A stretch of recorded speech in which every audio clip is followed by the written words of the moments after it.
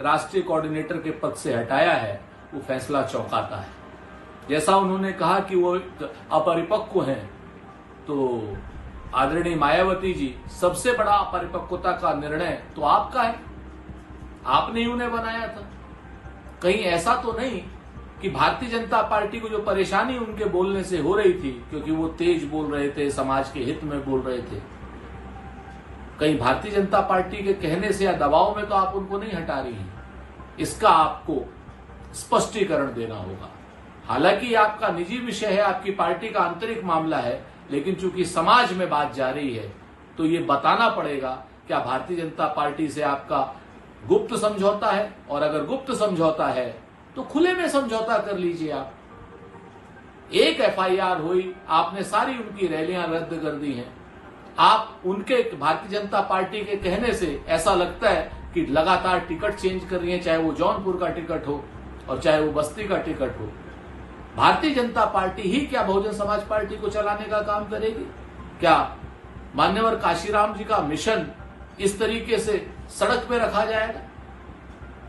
इन सारी बातों का जवाब सुश्री मायावती जी को देना चाहिए। राष्ट्रीय कोऑर्डिनेटर के पद से हटाया है, वो फैसला चौंकाता है।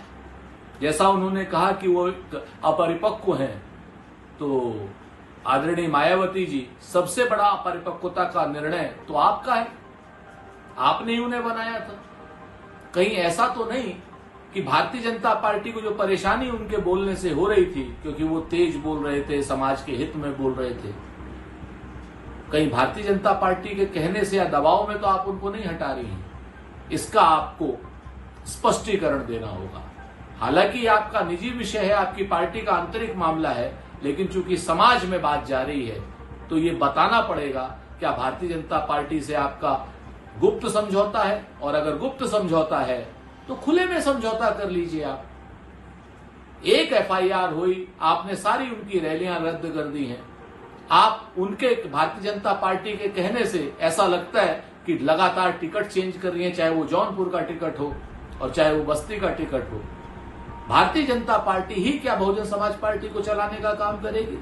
क्या मान्यवर काशीराम जी का मिशन इस तरीके से सड़क पे रखा जाएगा?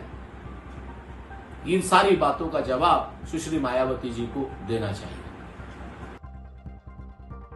अगर आप ये वीडियो YouTube पर देख रहे हैं तो हमारे चैनल को सब्सक्राइब करें और बेल आइकन को दबाना ना भूलें। अगर आप Facebook पर ये वीडियो देख रहे हैं तो हमारे पेज को लाइक करें।